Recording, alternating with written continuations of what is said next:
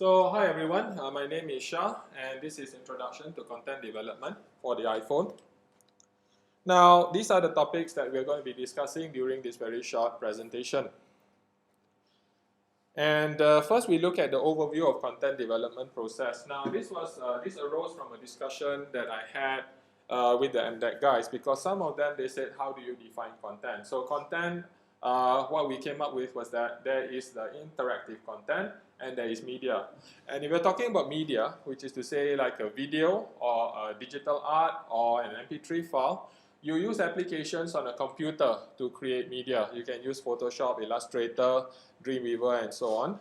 All right. And when you want to distribute this media, you have to put it up somewhere. Okay. Examples include YouTube, DeviantArt, and so on. Right. But once you have it up on the website, all right, how do you get at it? If you want to access it using a web browser, of course, that's possible. DeviantArt you can access using a web browser. All right. But one of the things that we are interested is how to get it onto this device, which is an iPhone. So the only way to do it is you either have your content in streaming format, then you have your content up on YouTube. You can use YouTube on the phone to access. Alternatively, have it in podcasting format, and you have seen that you can use iTunes to subscribe to a podcast, download the content, the video file onto your hard disk, and from then synchronize to your iPhone and iPod Touch. Now that is if you're talking about media. Now applications are slightly different. The main differentiator here is interactivity. It's programmed. And there are a few actions which are programmed in koi pond. You shake it, fish food will appear in the tank, then the fish will eat. When you tap it, water ripples. When you hold your finger down on it long enough, then the fish will eventually give you a fish spa. Alright? But to do that, you can't use things like Photoshop, Illustrator, and so on. You have to use what's called the iPhone Software Development Kit. And after you've developed the program, you write the program using a language called Objective-C. After you develop the program, you can't put it up on any website that you want. You have to submit it to the Apple App Store. Okay, so you have to sign an agreement with Apple so that Apple has the rights to sell your program for you. And after you have it on the App Store, again, you can use iTunes to download the application that you want, and it will digitally sign the application and install it onto your iPhone or iPod Touch. All right. Now, the next thing that I normally talk about here is why do this at all? Okay. What's the justification for doing it? Why should I learn programming? All right. So we look at the global market statistics. Now, this is the latest data. You can see it's very recent, in September 2009. Okay. So this device, starting from zero, starting from no presence at all, it has hit 80 countries. All right? From the time it was launched until now, it has hit 80 countries. And the total number of devices, which means iPhone plus iPod Touch, over 50 million. And the day they released the iPhone 3GS, 1 million over the weekend. All right? And been over 1 million downloads of the software development kit. So lots of people are downloading the software to write iPhone applications. And over half of these people have never developed for Mac before. They've used things like, maybe they use Dreamweaver, maybe they use Flash, but they have adopted this, all right? And the mechanism that is used to deliver the applications to the end user is called the iTunes Store. This has its roots in the iTunes Music Store, which was originally used to distribute music. So we got 6 billion songs downloaded as of January 2009.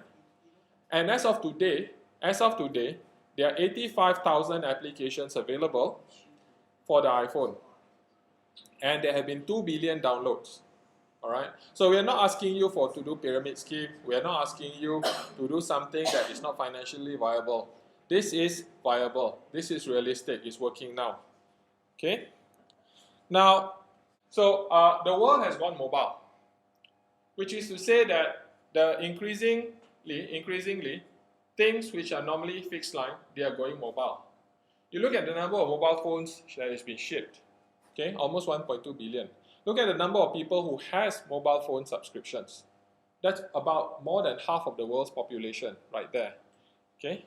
And we see that mobile networks cover almost all the populated surface of the world. And this trend is set to continue. It is expected to be in 2012, quarter of all phones sold will be smartphones. And if we look at the trends, we are moving away from landline and going towards mobile. Previously, if you wanted internet, you had only one choice, StreamX. But now you have got P1, you have got DG, you have got Maxis, okay, you have got Cellcom, right? In fact, quite a lot of people that I know, they don't even have a house line anymore. They just have a mobile line, okay? The house has got no phone, all right? So we are seeing a shift to mobility. And interestingly, you want to look at where this is going, go and look at students. Go and look at what students are doing. Because generally what students are doing is what adults will be doing. Right? So we need notice here that students, they are increasingly going towards notebooks. During the time I was in USM, that was 89 to 93. So now you know how old I am, more or less. Okay? So from 89 to 93, class of 89, and we were studying computer science. Just have a quick guess. How many people had notebook computers? Less than 5. Less than 5, because there was only about 3. Okay? And some of them had desktops in their room. But now, if you go and see your students here, right, almost 100% will be notebook owners. So for higher education students, we notice that a lot of them are not using the normal phones anymore. They're also using smartphones. Okay? And this is an interesting thing that they found. Students actually choose a college based on the level of technology. Those students that are allowed to choose. Those students that are not allowed to choose, then they say, Daddy, I don't want to go here. No, you're still my daughter, you're still eating my food, you're still in my house, you're going to go to MMU. Alright, that's different. But those that are allowed to choose actually do choose based on the technology level. And it is no longer very defined. Previously you said if you learn computer science, yes, you will have to have a computer, but you learn fine arts, you don't need to. But now it's broad-based. Alright, even if you go into fine arts, you find 3/4 of them already say, when you ask them, they already say, we need technology in order to succeed. And I tend to agree with that. I know I have met a few fine arts lecturers who are saying, all this computer newfangled stuff, it will never replace the feel of the pen and the brush on the paper. Yes, it's true. It doesn't. But if you don't know how to use a Wacom tablet, forget about being a graphic designer because you will need to submit stuff fast, you know. So you need the technology. Technology is good to help you to do that. So the students are very, very much into technology use. And this is an interesting statistic because a lot of this is because in class, the lecturers or the teachers are not allowing them to use technology. Don't use a handphone when I'm giving the lecture. Yeah. True. Yeah. But when you see when the preparation for class, almost 3/4 use technology. 3/4 use notebooks. 60% use Facebook. I know this is quite famous in MMU. Whenever the lecturer wants to postpone a class, he just posts to his Facebook profile. Most of the students will get it. Okay? Right? And when students are asked, you must have Wi-Fi. Okay? If my mama stall in front of my house has Wi-Fi, why not my school? Right? Right? But only 66% of total have Wi-Fi access. And another thing which students really like is lecture capture. Because I know during my time in USM, when I'm writing down the notes, okay, when I look at the notes later on, you spend such a lot of time trying to figure out what exactly you wrote down. At the end of the day, what I had to do was write the notes twice.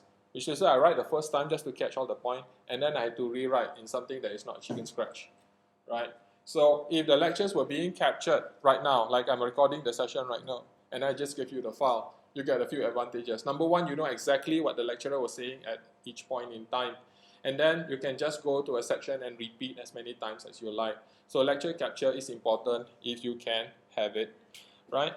Now, creating animation, mobile content and applications for the iPhone. We're going to go to this part now. I've kind of more or less talked about the trends, or we are going to be mobile. Now we're going to talk about more about specifics. How do you create this stuff?